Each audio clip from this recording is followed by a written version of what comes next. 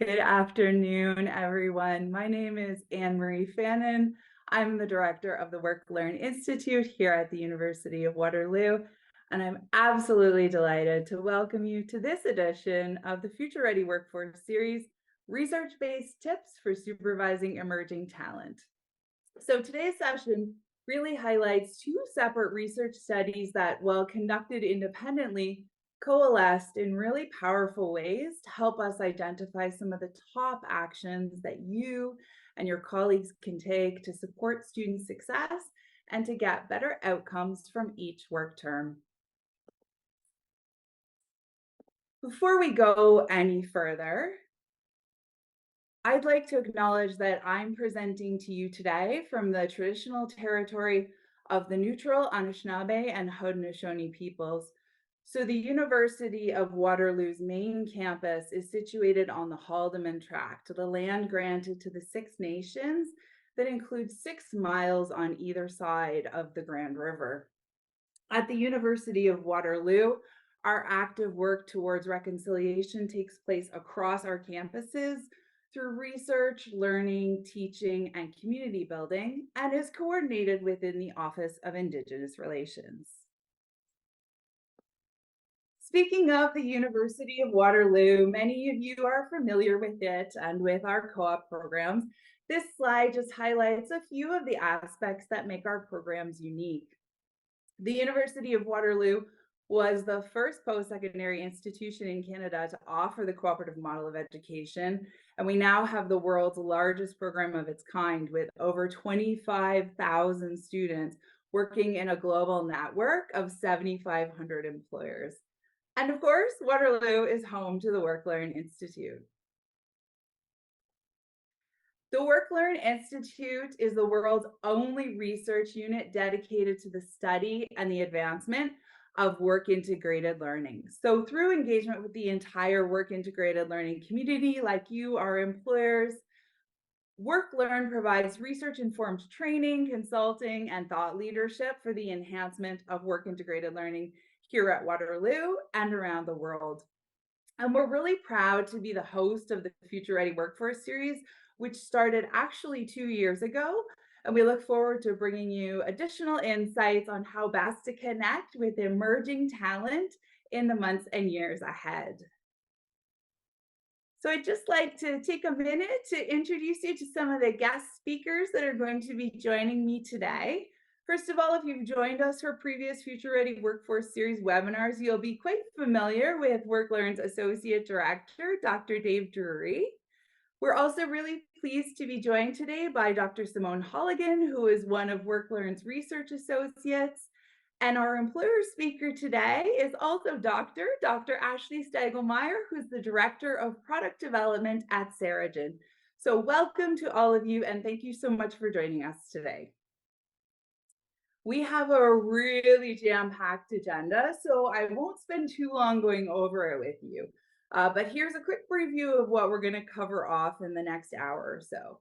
We'll go over the components of a quality work experience, and then we'll introduce you to the 4C model that we developed from our research.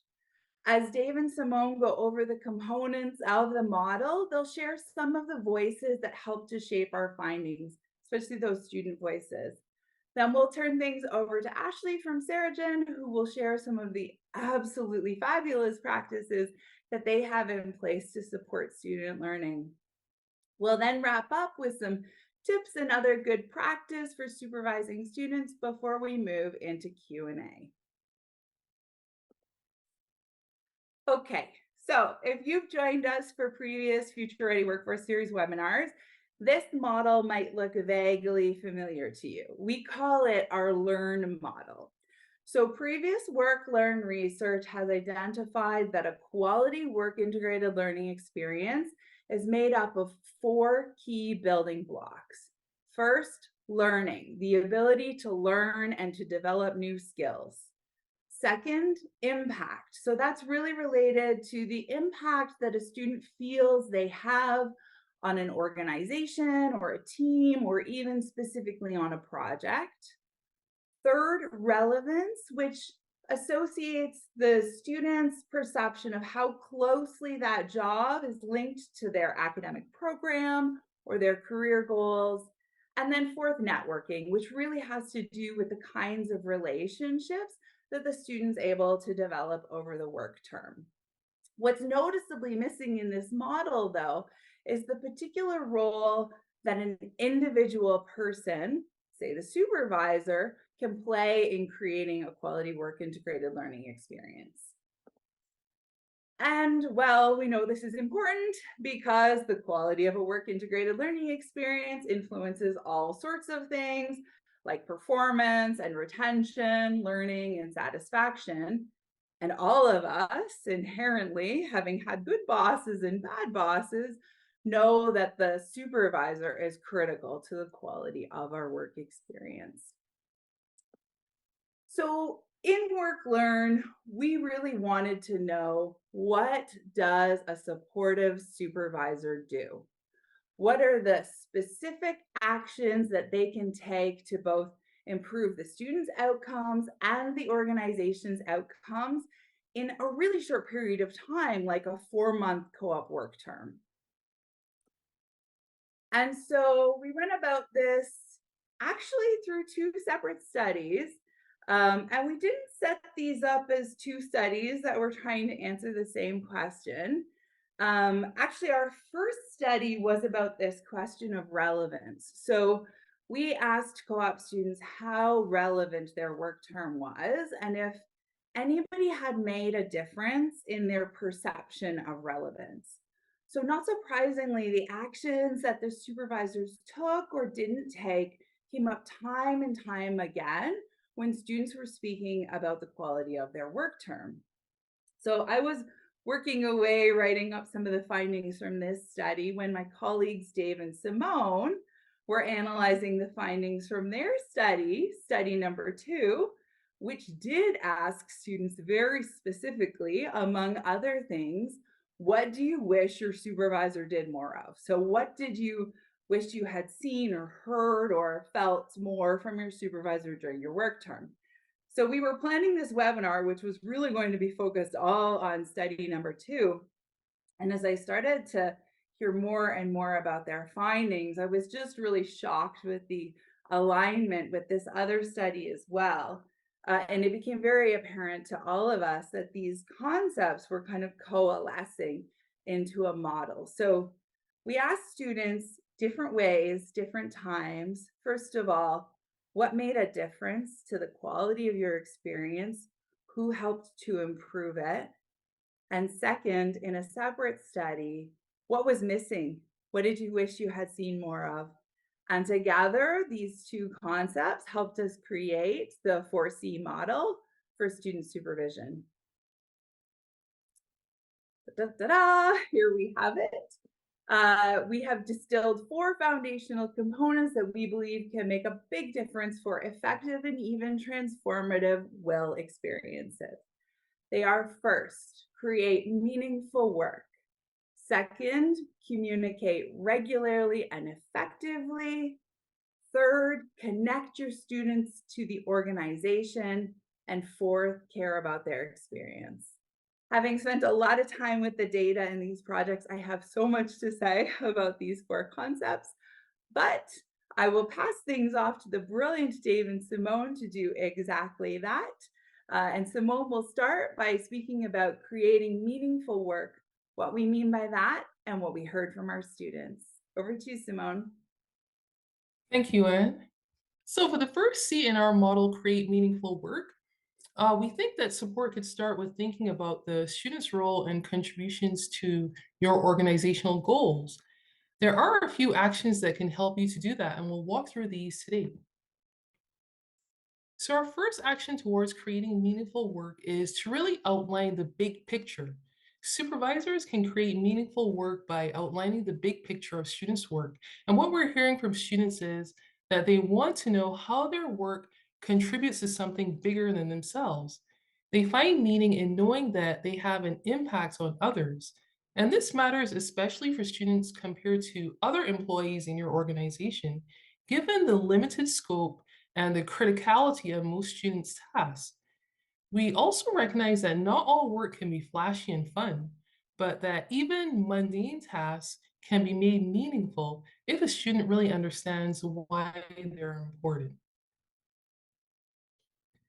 And so, our second action towards creating meaningful work is to really provide a sense of variety and autonomy. Can you imagine doing precisely the same task every day?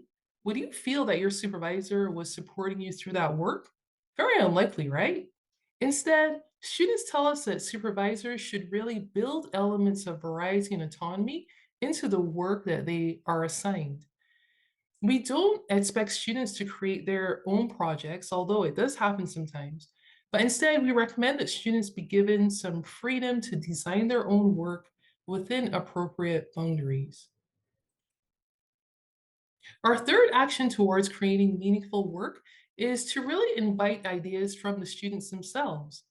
We know that one of the many reasons that employers hire our students is because of the innovative and creative ideas they bring, either for changes to a process or in helping to develop entirely new projects.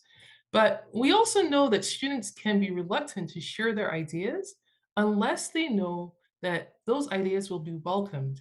Consider this quote.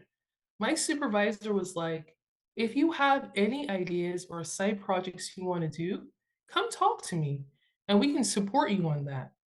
This is really an explicit statement that you might need to make to your students ahead of time.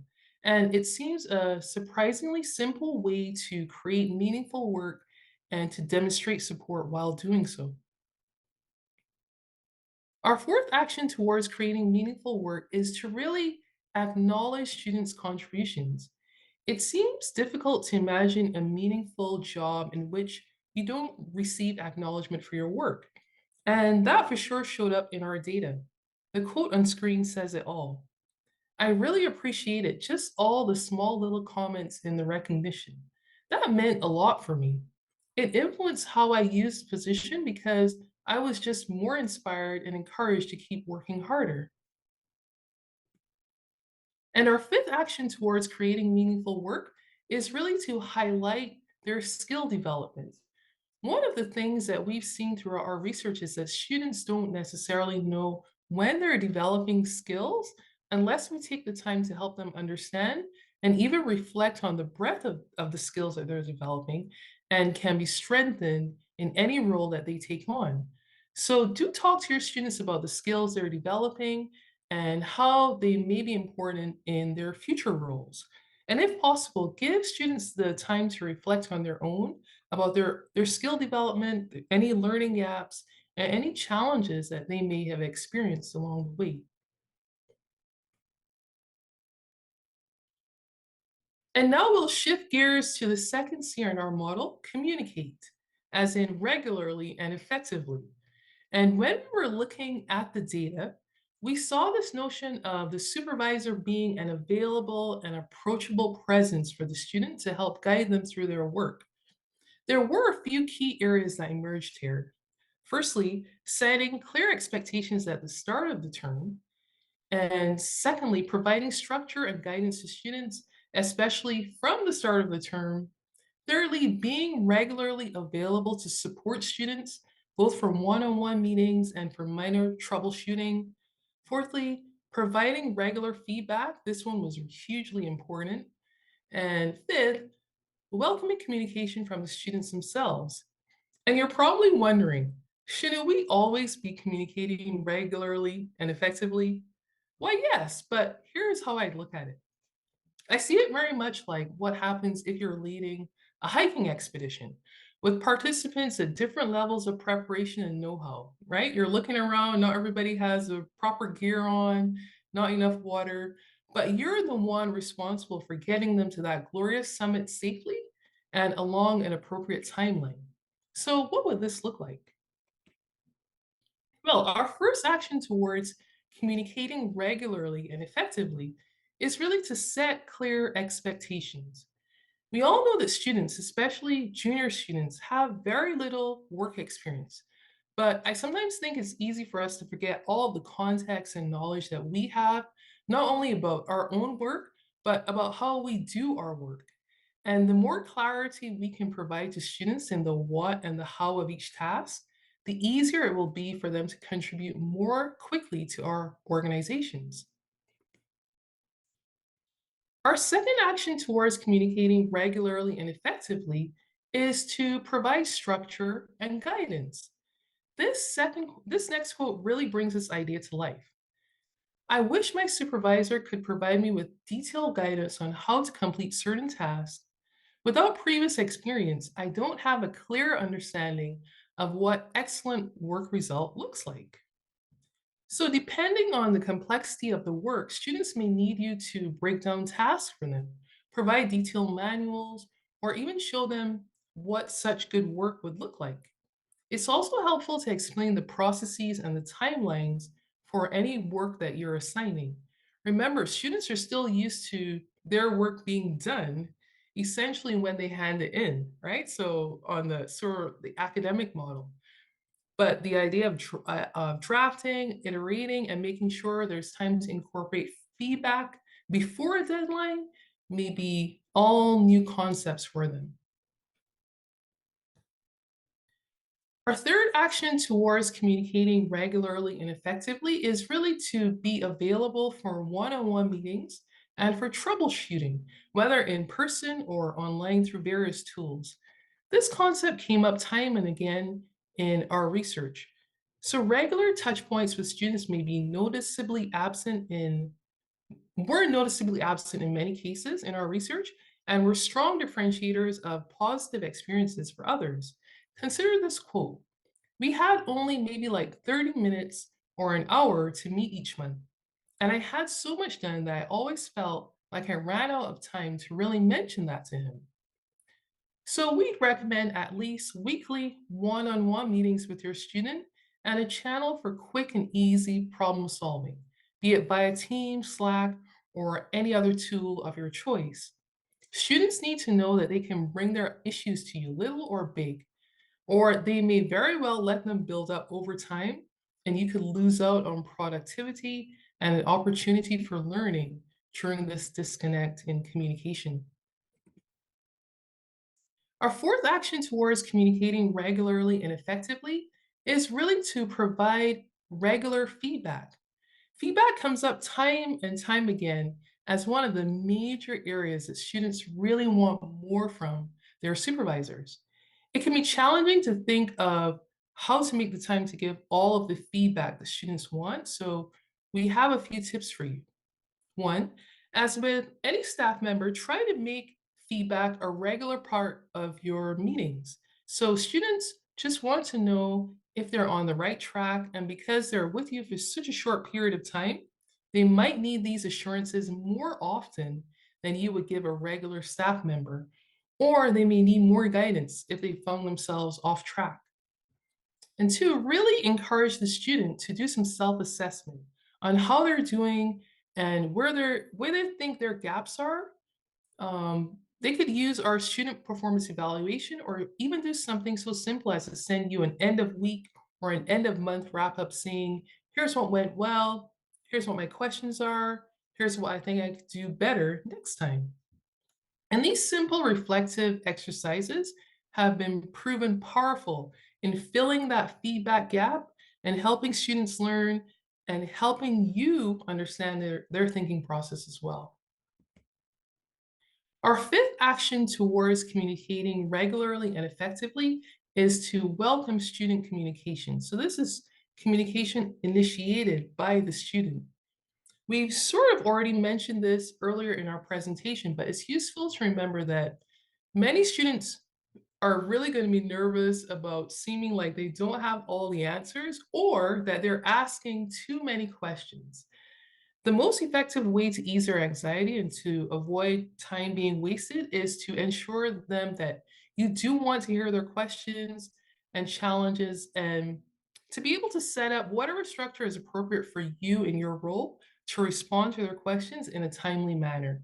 So consider this quote. She was very approachable. I could message her, I could send her an email. It was clear to me that I was able to contact her and that I would get a response. So being open to communication from your student can also provide you with feedback on the effectiveness of your own communication approach. Did you articulate your plan or your strategy or the steps well? Did your flowchart provide enough detail for your student to follow? Or would a 20-minute one-on-one meeting have been better? So, maintaining a two-way conversation would enhance the co-op experience for everyone involved. So, I'd now like to pass it over to Dave, who's our Associate Director here at the Work Learn Institute. And Dave will lead us through the next two C's in our model. So, connect and care. Wonderful. Thanks so much, Simone. Hi, everyone. Pleasure to be with you this afternoon. My name is Dave. You just heard from Simone about the first two C's in our model, create and communicate. And you can kind of think about them in a stepwise fashion. First thing you have to do is create meaningful work.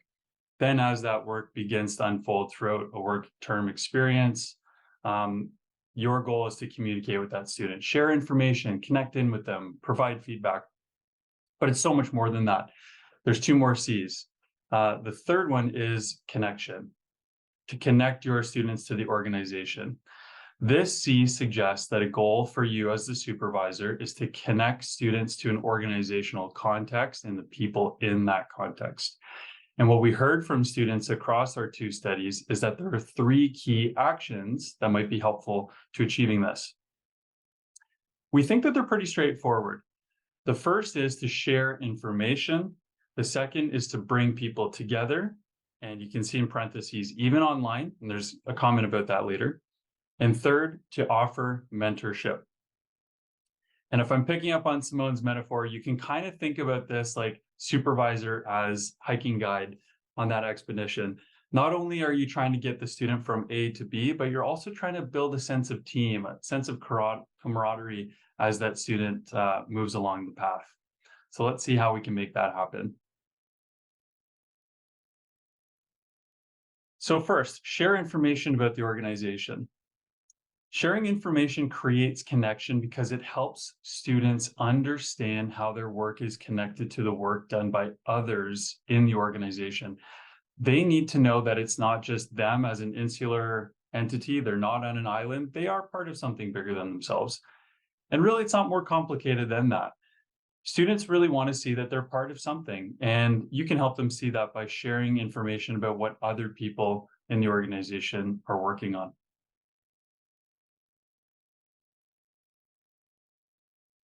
You can also connect students to your organization by bringing people together, even online. Not at all surprising, students said that being together with others connected them to the organization and the people in it. Students really crave interactions with others because that provides insights into how organizations actually function. For those who worked in person, this might be a little more straightforward. Bringing people together looked like informal opportunities for socialization, such as lunches, you can see from the quote on the screen, regular dinners, staff outings, the things that organizations have done for decades. Now, for the others who didn't work in person, for those who worked remotely, they told us that they still crave that sort of connection through informal socialization. But this looked a little bit different. This could be something like weekly socials. And again, it seems sort of straightforward, but even in our own research institute, it took us a moment to figure out how to implement that into the regular flow of work.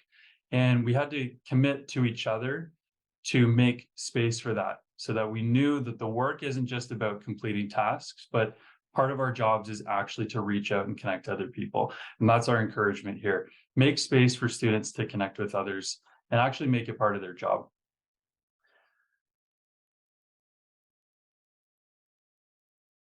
So third, offer mentorship. A third step supervisors can take to connect students to the organization is to offer a real mentorship program. Mentorship means two things. First, it means helping students navigate the political landscape of an organization, the sort of ins and outs of how an organization actually works.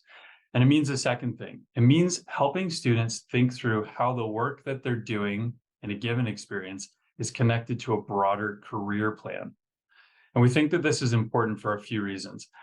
It really helps students see how they fit within a broader organizational system. And more than that, It helps them think about how they can plan their future, how they can work towards a role with greater responsibility in that system.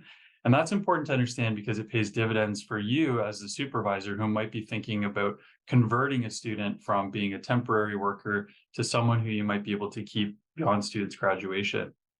Now, keep in mind that mentorship is just a good practice in organizational management in general. I'm not saying anything that most of you don't already appreciate, but what I want to emphasize is that mentorship is absolutely critical for student workers. These are people at the beginning of their careers who are really full of uncertainty and they're really trying to look for help on how to figure things out. And you can be the person who helps them do that. Mentorship doesn't have to come just from the supervisor. It really can be a team effort, but our data suggests that supervisors can really lead the way in the development of a mentorship program. Okay, and one more C for you. The last C in our 4C model is care. Care about students' experiences. It seems obvious when you hear me say that, right? But I would ask you, how often do you actually take a moment to check in with your students? How often do you ask them how they're doing beyond just the ins and outs of their job? No one is to blame here. Many of us are just so busy at work, we don't take the time to demonstrate care. And I'm really trying to emphasize the word demonstrate, because remember, the data that we collected are all about actions. They're all about the things that students can see their supervisors doing. So what I want to emphasize is that there are a few ways that you can demonstrate that care and in that way, show your support for the student. You can do it in the following ways: foster belonging, provide time for development, match challenge and skill, and learn about students' interests and career plans. So let's explore a few of those now. The first action for demonstrating care is to foster belonging. And I love the quote on the screen here. I really think it speaks to the concept perfectly. Quote, "They were intentional in making us feel like part of the team, especially with remote work. They included us," unquote. This is consistent with some of the research that my colleagues and I have done in the previous few years, especially since the COVID-19 pandemic, when most of the students who might have been working in person shifted to remote work. We've really found that fostering a sense of belonging is critical to the quality of a work experience, and this can be achieved by including students in opportunities for informal socialization with staff members. And I'm emphasizing here with staff members. Rather than just creating opportunities for students to get to know fellow students, what seems to be most important is for students to develop relationships with people who are full-time members of the organization. How do you actually do this? It can be really simple. It can be as simple as playing a game for fun, something that doesn't really seem like part of one's job, but lets people showcase themselves and build connections in that way with others. And we've noticed in the research and sort of anecdotally here in our research institute with co-op students and dynamics between them and full-time staff members, that this can really bring people together, and it really helps to show that you care about your student workers. So if you're picking up on the themes that Simone and I are laying out here, you'll probably notice that many of them are simple, and more than that, they're free. And if you're picking up on that, you're on the right track.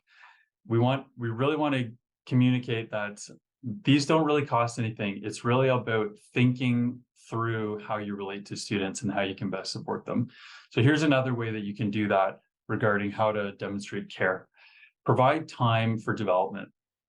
Students whose supervisors in our studies who made time for learning and development made this mental connection between learning and caring. That is, when the supervisors invested in student development, the students thought, hey, this person really cares about me. So think about this quote. Quote, "I picked areas that I was really interested in that I wanted to improve. And she not only gave me the go-ahead, but gave me a ton of valuable resources to pursue that training and that knowledge," unquote. You get that sense of like going a step further, right? Going above and beyond the call of action. And we think it's more than just saying, hey, I'm here to support your development. It really is going through the motions of demonstrating that. So think about it like this. Supportive supervisors are those who prioritize student learning in their own goals. They go that extra step to support learning, and that demonstrates care.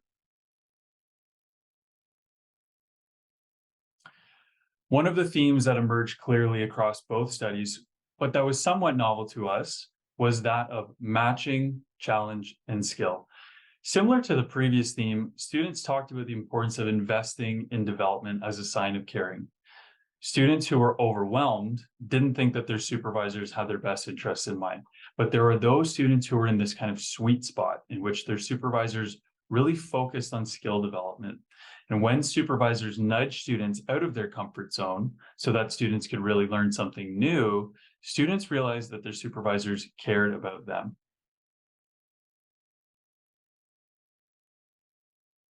The last action associated with this C is, to us, a no-brainer. Learn about students' interests and career plans. When supervisors asked about such plans, students in turn perceived that the supervisor cared about development. This action goes beyond supervising tasks. So it really means rethinking the relationship between supervisor and student. What it does is moves us towards understanding that we're supposed to be supervising people. And specifically in the context of work integrated learning students, like the ones in these studies, supervising students as people who are still trying to figure out what they want to do beyond graduation. And by the way, we have known for years that students love to hear about career paths. So I think one of the ways that you can accomplish this is, just connect students with people in the organization who might have similar educational backgrounds, similar interests, people who somehow the students identify with, so that they can share their career stories, and students can learn more about that. And you can sort of see that recommendation reflected in the quote that's on the screen, which I absolutely love. Quote, "She was just an absolutely fantastic support and kind of supported me in all of the goals that I had, whether they were job related, academic related, future career related. That was just really wonderful, and I couldn't have asked for a better supervisor," unquote. Just kind of gives you those tingles, right? You get that sense that that supervisor really cared about not just the students' performance, but really wanted to see them flourish in the future. And I think that's really critical to demonstrating care. Okay, so that summarizes the 4C model of will supervisor support. As a reminder, create, communicate, connect, and care.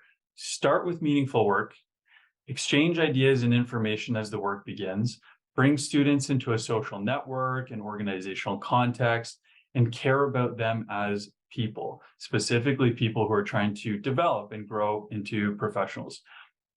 Easy, right? You've got it? Well, we totally appreciate that this is nothing more than a conceptual tool. You might find it helpful. At this point, you might still have some questions. And we appreciate that moving from theory to context can be difficult. And that's why, to satisfy your curiosity here today, we're very lucky to be joined by Dr. Ashley Stagelmeyer. Ashley is the Director of Product Development at Saragen. She's here to tell us a bit about how she has implemented the 4C model at work. So Ashley, welcome, and thanks so much for being here with us today. Thanks, Dave, for having me. Hi, everyone. So I'm going to share with you what I like to call the fifth C in this equation, which is Saragen. So first, I'll tell you a little bit about our company and then how our co-ops form such an important fundamental role in the research that we do. So Saragen is a probiotic company. We develop formulations for the hydroponic greenhouse industry. This means we're working hard. It's a very pure microbiology lab. We're trying to find novel bacteria that no one has found before. We're trying to characterize them. We're trying to do whole genome sequencing on these organisms to learn what they do. And then we're trying to do live plant trials to create mixtures that help plants grow better. We already have 2 products on the market, Accelerate for tomatoes and Feragrow for lettuce products. And our students have been exposed to all steps in the R&D pipeline. And Saragen's actually been implementing the 4Cs for a while with great success. So if you look at this team photo of us here, to the right of me is our co-op student Max, and in the front row are 3 other co-op students, Michelle, Jackie, and Grace. And all of them have been involved in a lot of really interesting projects with us. But what makes these four sort of what I liked to call our dream team last term is all of them were actually returning students. So if you can take the time and the care to implement some of the things that have been shared today, you kind of get paid back for it in a large increase in productivity, especially if students are willing to return to take on new products or projects, sorry. So honestly, the onboarding process starts before the students begin. I'm in email contact with them and we have them already set up, just even like a first day ahead email so they know what they need to prepare for. Like even just things they're anxious about of like how to find the building or the lab. Here's the contact info day of from our or a lab specific position, like just letting them know things like your laptop and like computer are provided so they're comfortable coming in before it begins and they know sort of what the first day is going to look like. After that, we already have onboarding planned really throughout the entire term, and a lot of the work for a successful productive co-op begins before they even start. I have projects already planned for them of what they're going to do because honestly 4 months is very fast on a research time schedule. So some of the examples of what these projects can look like is they might be isolating novel organisms for us that we haven't seen before and testing out new recipes to find these bacteria. They might be working on our plant trials. Saragen has a 5,000 square foot plant testing facility where we test about 650 heads of lettuce every month for formulation optimization. We're also running strawberry formulation trials right now and setting up cucumbers. So students will have a very defined role of which trials they're in charge of or which projects on the R&D side in the lab they're responsible for. We always tell them that first day you're going to be in the lab and just learning, even if it's a small baby technique, we make sure they get a smidge of lab experience from day one. Um, so a lot of that initial work is like they have a project planned, but I've also ordered everything ahead. I don't have several weeks of like fluff time or waiting where they can't do their work. I'm basically setting them up to succeed and looking ahead at their individual projects so they have all the tools they need to execute it and conduct the R&D for us. So how this planning looks, so there's also, you have to have that little room for the timeline for it because some students absolutely, especially if you hire more senior ones, you have to realize they're going to be working quicker than someone who is their very first co-op term. There's definitely a variation in their skill. So if I have a range of 4 projects I know I want to be assigning, I'm going to be giving the more senior co-ops that more difficult project that's going to need a higher level of analytical ability or thought process. And then on the communication side throughout this project that I give them, so I have a set meeting every Monday with the co-op. So we all get together and they update me on what they've completed on the project in the last week. Are there any points they're stuck on? Is there anything they need ordering so they can conduct their research? Is there any help or questions they have? So that once a week check-in saves a lot of time from them being stuck throughout the week because my goal is for them to be making progress and not just be wasting time because I haven't provided the planning they need. Aside from that once a week check-in, I really like using Slack as a tool for communication. I find emails sometimes for co-ops, it's a bit formal and they actually waste some time like trying to draft it. If they can just comfortably send me a quick message on if they need help in the lab or they need me to pop by, I make it very clear that we have open communication and they can ask me things throughout the week. Aside from that, for communicating the projects, I use project management software. So I'm not just dictating to them what the projects are. I assign tasks on it, and I can even assign, especially when they're new and figuring out how the workflow works in a week, which days they would do those tasks throughout the initial weeks.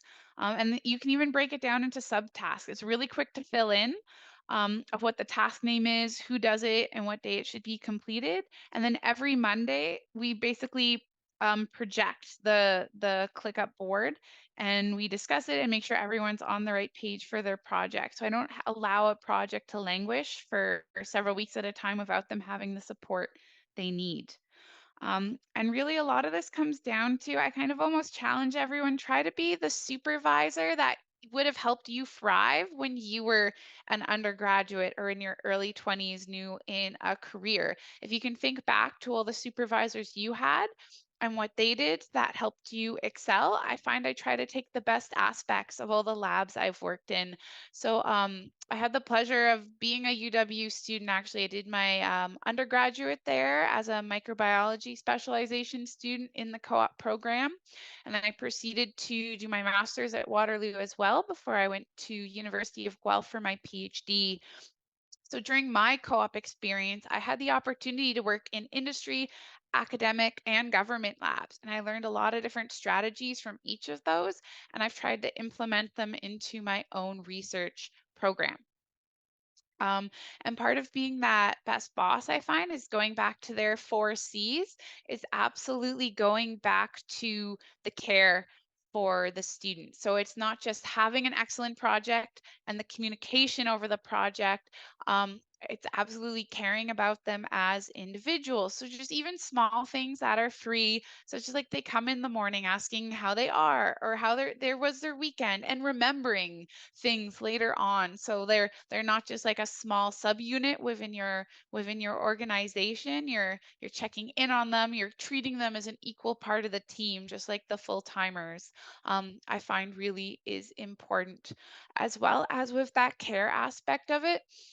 There's some things we do that, for example, co-op students, unfortunately, they are that ripe age where there are like funerals usually with grandparents passing away, usually about once a term.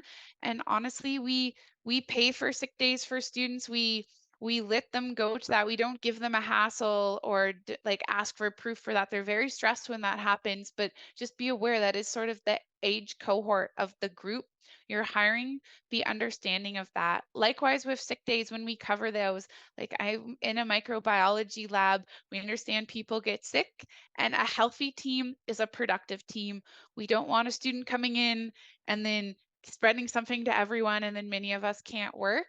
Um, so honestly, they rarely use them. There's not many sick days that they take, but just having that option that they're not having to decide whether they can afford to take a sick day off when they need to pay tuition coming up soon, I find honestly keeps our team healthier and more productive, and they feel like they're properly cared for as a member of the team.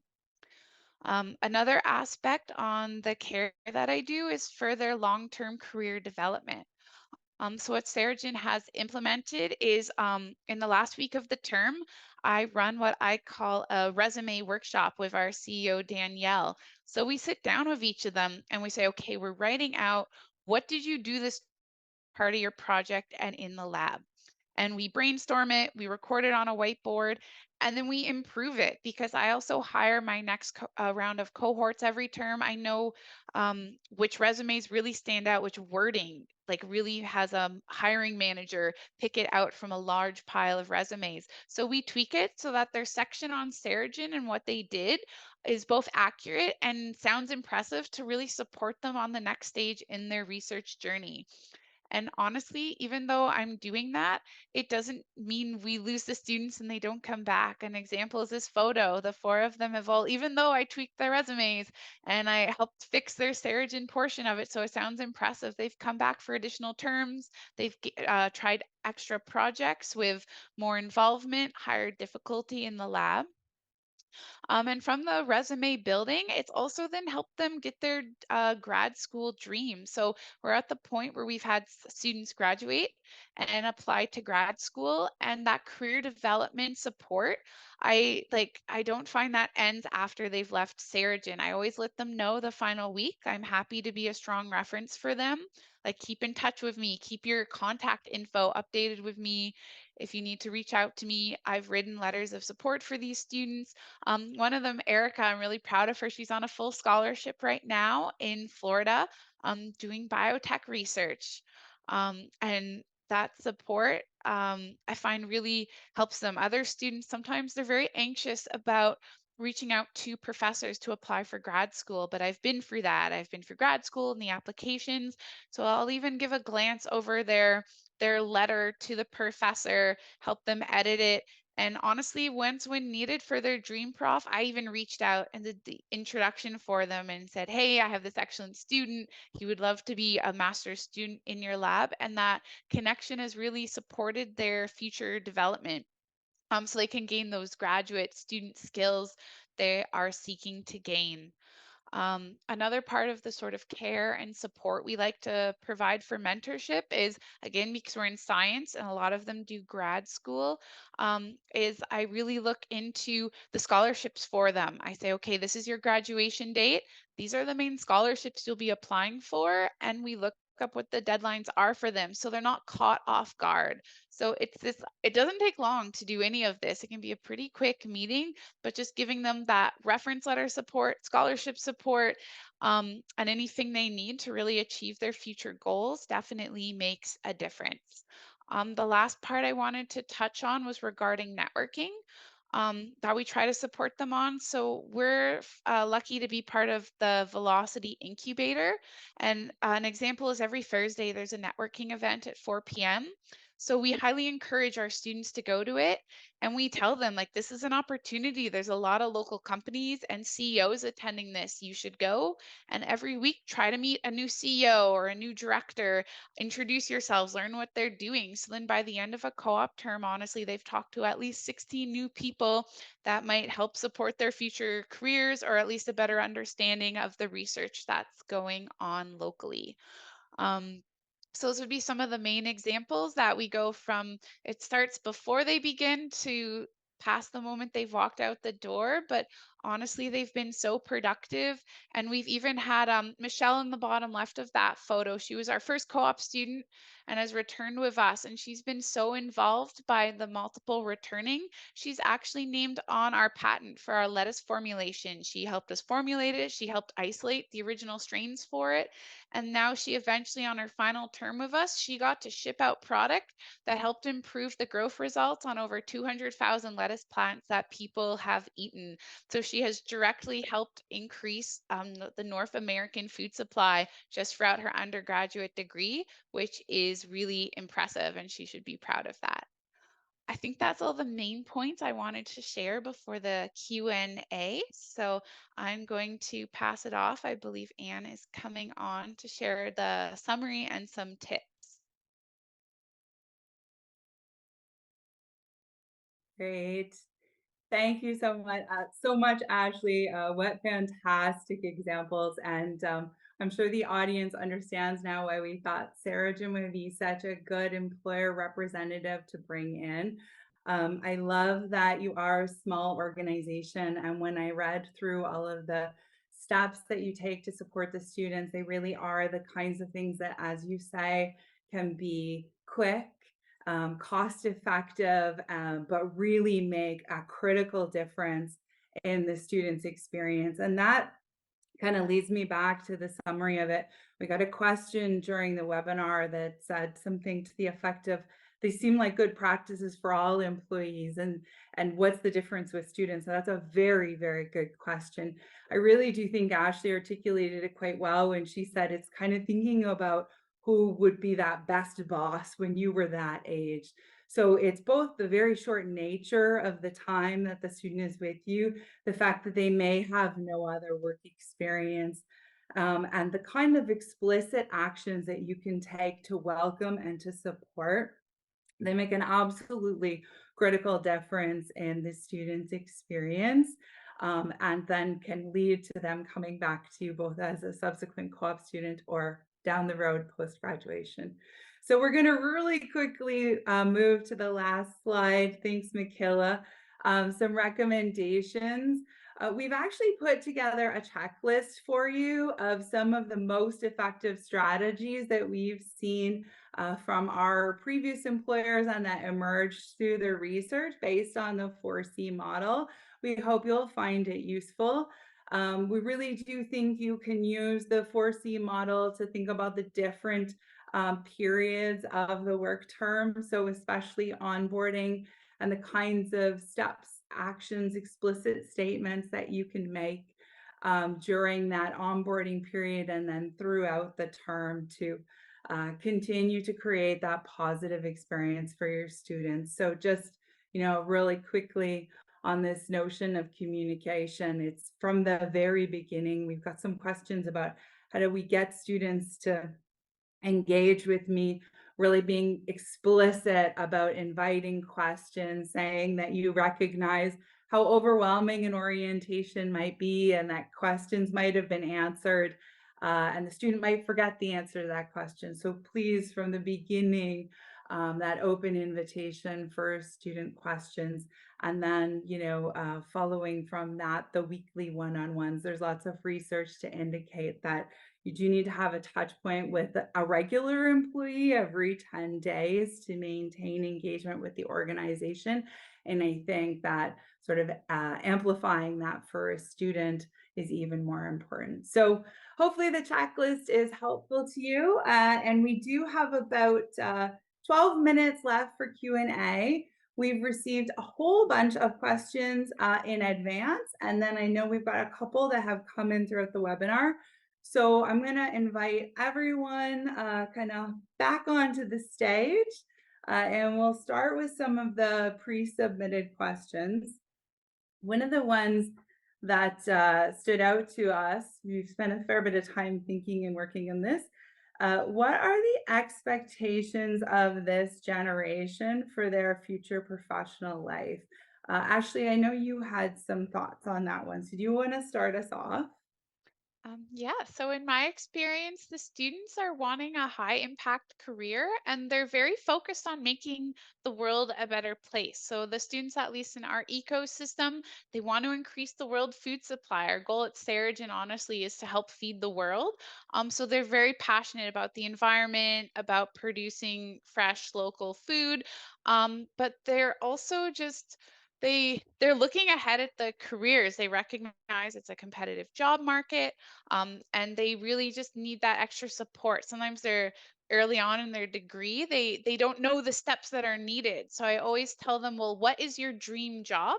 And we're going to look and see what the requirements are for that. So you start building that foundation so that you're hireable for that job you want to have in 10 years or 20 years from now.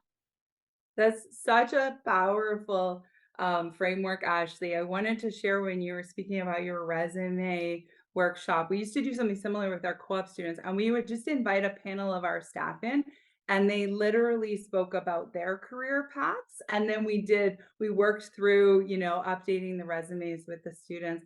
And those two things together, I think, really help students see the breadth of options that exist for them and that career paths are not so linear. So thanks. That's a really, really good suggestion. I'm just sort of looking here. We've kind of got a bunch of different topics. So one of the ones that just came in, one of the challenges I've noticed is the students have lost their ability to troubleshoot and to take ownership to learn things. So while this is a great model, how are you supporting the students to take initiative for their own careers? Yeah, no, that's a great question. So for the troubleshooting, so for example, I don't know if that's more like technical related, but I have a very large like SOP binder for them, and I even have something for like the troubleshooting workflow of if something goes wrong in the lab, what you would do. So on a work basis, from that aspect of troubleshooting, of like, did you check your controls? Did you check your reagents? If not, and at what point you would contact me. So on that smaller basis, like you kind of teach them how to troubleshoot within your technical related field. And then very quickly they become quite independent. And the update is often, oh, this went wrong and I've solved it. So troubleshooting is something that definitely can be learned. And I think co-op's a great opportunity for them to gain that experience. Great. Thanks, Ashley. Dave or Simone, do either of you want to add on to that one? It's not surprising to me at all why these students are, having patents. Before the call today, Ashley said it's 3 weeks into the term, and a student might have, identified something that we've never seen before. It's so really, really amazing stuff. And I think it's a cool case study to demonstrate the power of experiential learning. The question was about how do we get students to take ownership over problems? I can't imagine that's a skill that's easy to teach in the classroom. I think it really requires students to develop rich relationships with employers in authentic work settings. They need to get out, get out of the classroom and move into real life and really face those challenges head on, but critically have people like Ashley who are there to support them through the process. Because having them flounder and just struggle is not an educative experience. What really matters is to expose them to those issues and then have an ecosystem of people like the folks at Sargent who can, metaphorically hold their hand and get them through the process so that they can learn how to do better next time. I think that's a really great comment, Dave. I just wanted to jump in kind of from the data of the studies that we looked at, because we actually had students who said, my supervisor taught me initiative. And I think what's really critical in that component, that formula for teaching initiative, is that the supervisor wasn't afraid to give the students kind but clear feedback that they were not stepping up enough, that there were more opportunities for the student. And I appreciate that it's a tricky balance.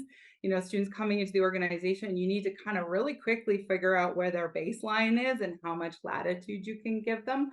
But in that particular instance, we have exactly that. We have a student that has potential, that is not meeting it. And the supervisor is saying, nope, nope, nope, I expect more from you. I want you to think about this and come back to me.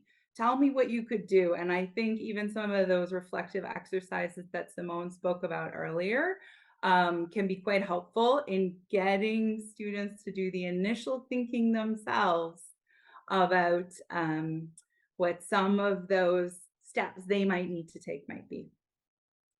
I'm going to move to the next question that we got during the webinar. And maybe just broaden it a little bit, because we received quite a few questions about supervising students in either hybrid or remote contexts. Now, Ashley, I know you have all of your students in person. Dave and Simone, we've done a bit of work in terms of looking at remote hybrid experiences. Wondering if you can jump in with your thoughts and perspectives on how we should be thinking about student supervision in a remote hybrid context. How often do we need to connect in? How do we make it effective? Those kinds of things. Yeah, thanks, Anne. I'd be happy to start, and then Simone, feel free to add your own voice to this. So a couple of points come to mind at first. In a previous study, we asked students, what are your preferences for working remotely or in person? We really didn't know. And it turns out it's almost smack dab in the middle. Students are totally fine to go in and work in person. They just need to see the value proposition. It was like something like 2.5 days a week is an ideal amount of time for students to be spending time in the office. And here's why: because when students are together in person, it's easier to build relationships. It's all about relationships. They struggle to find opportunities to build relationships with industry insiders when they're not physically together with those people. So the challenge seems to be to focus on that issue. How do you build relationships with people when you're not physically in a room with them? The good news is there's a whole literature about telecommunications and remote work that suggests it's totally possible. We just need to make it intentional. Organizations need to understand that this is a priority. You need to prioritize relationships and make space for people to just get to know each other. And so in our research out of the Work Learn Institute, what we found is informal socialization is the mechanism for that. That's why you heard us mention a few times today, things like just playing a game. It seems so silly. How is that going to contribute to the bottom line? But it actually does, very indirectly, because when people get to know each other, they build those relationships. The bond between the student and the organization is strengthened. The student is more willing to do good work. And critically, they're more likely to come back and work for that organization post-graduation. Ashley already shared a couple examples of what that could look like. So it's all about relationships. It's perhaps more difficult online, but I think the solution is really think about it from the get-go. Make it intentional, and then be creative. Maybe even gather ideas from your own people about what that informal socialization could look like.